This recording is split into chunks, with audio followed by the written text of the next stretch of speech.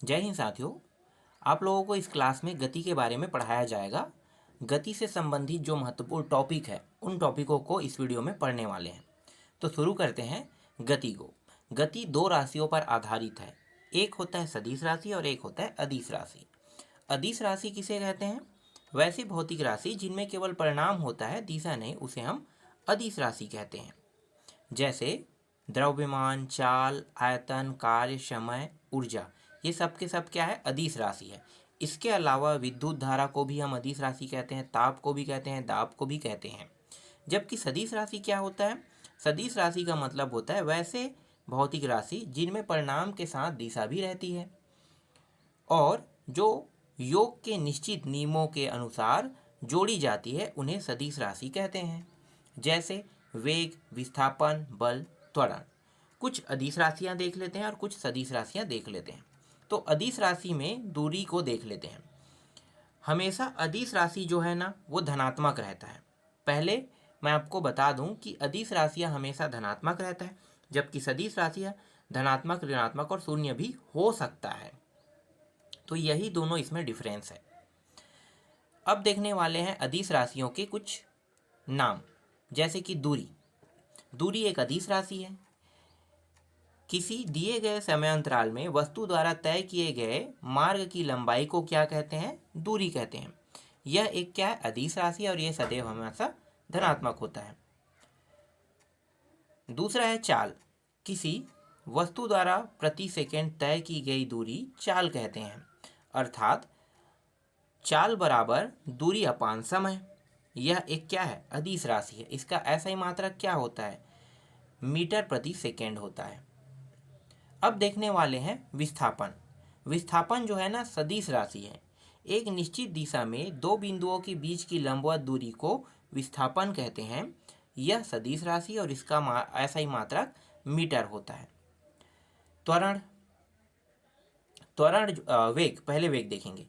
किसी वस्तु के विस्थापन की दर को या एक निश्चित दिशा में प्रति सेकंड वस्तु द्वारा तय की गई दूरी को वेग कहते हैं। यह एक सदिश राशि और इसका मात्रक मीटर प्रति सेकंड होता है। फिर अंत में त्वरण देखने वाले हैं। त्वरण क्या होता है? किसी वस्तु के वेग में परिवर्तन की दर को त्वरण कहते हैं। यह भी एक सदिश राशि है। इसका ऐसा ही मात्रक मीटर प्रति सेकंड स्क्वायर है। यदि समय के साथ वस्तु का वेग घटता है तो त्वरण ऋणात्मक होता है, जिसे हम मंदन कहते हैं। अब आप लोगों से चर्चा करने वाले हैं गतियों के कुछ प्रकारों के बारे में चर्चा करने वाले हैं। तो इनमें से एक है प्रक्षेप्य गति। जब कोई पिंड ऐसे नियत त्वरण के अंतर्गत गति करता है जिसकी दिशा पिंड के वेग की दिशा से भिन्न होती है, तो पिंड की वेग का परिणाम और दिशा दोनों समय के साथ बदलते रहते हैं। इसके कारण पिंड एक समतल में वक्र पथ पर गति करता है। इस गति को प्रक्षेप्य गति कहते हैं और वक्र पथ को प्रक्षेप पथ कहते हैं। यह सदैव परवलयाकार होता है। धनुष से छूटा बाण, हवाई जहाज से गिराया गया बम, तोप से छूटा गोला आदि का मार्ग परवलयाकार होता है। ये सभी प्रक्षेप गति के उदाहरण हैं। प्रक्षेप गति एक द्विविमी गति है, अर्थात एक समतल में गति है। प्रक्षेप गति को अधिकतम दूरी तक फेंकने के लिए उसे 36 से 45 अंश के कोण के ऊपर की ओर प्रक्षेपित करना चाहिए। प्रक्षेपण कोण थीटा एवं 90 माइनस थीटा दोनों के लिए क्षैतिज परास समान होता है। प्रक्षेप पथ के उच्चतम बिंदु पर वेग एवं त्वरण के बीच 90 अंश का कोण बनता है। वृत्ति गति। जब कोई वस्तु किसी वृत्ताकार मार्ग पर गति करता है तो उसकी गति को वृत्ति गति कहते हैं।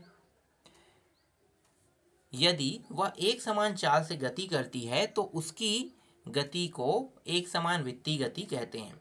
वृत्ति गति एक त्वरित गति होती है क्योंकि वेग के दिशा में प्रत्येक बिंदु पर बदल जाती है। डोरी से बंधे हुए एक पत्थर को तेजी से वृत्त में घुमाया जाता है और घुमाने के समय डोरी टूट जाने पर पत्थर स्पर्श रैखिकतः उड़ जाता है। तो इसे हम क्या कहेंगे? वृत्ति गति कहेंगे। अब कोणीय वेग। कोणीय वेग देख लेते हैं, या कोणीय गति कहते हैं हम उसे। तो कोणीय गति क्या होता है?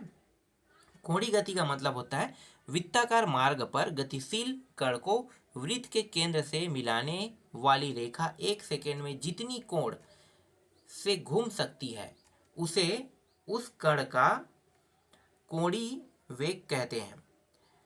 इसे प्राय ओमेगा से प्रकट किया जाता है। ओमेगा बराबर थीटा पान टी।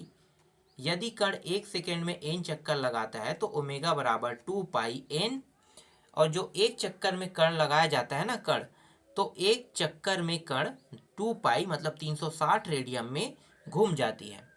अब यदि वृत्ताकार मार्ग की त्रिज्या r है और कण 1 सेकेंड में n चक्कर लगाता है तो उसके द्वारा 1 सेकेंड में चली गई दूरी बराबर वृत्त की परिधि गुणित n, 2 पाई r n, यही उसकी रेखीय चाल होगी। और जो रेखीय चाल है उसको दर्शाते हैं, टाउ से दर्शाया जाता है। टाउ का मान है 2 पाई आर एन होता है, जिसमें 2 पाई एन जो है इसे हम ओमेगा से प्रदर्शित करते हैं, बचा आर, तो ओमेगा को कोणीय चाल कहते हैं और गुणित त्रिज्या। अब यहाँ पे मैं एक बात और बता दूं कि जो पाई के खोज करता है ना, या पाई के मान की जो गणना करने वाले हैं, वो सबसे पहले आर्यभट्ट ने किया था। तो अभी हमने पढ़ा गति के बारे में। गति के कुछ नियम होते हैं, उनको भी नेक्स्ट वीडियो में पढ़ेंगे।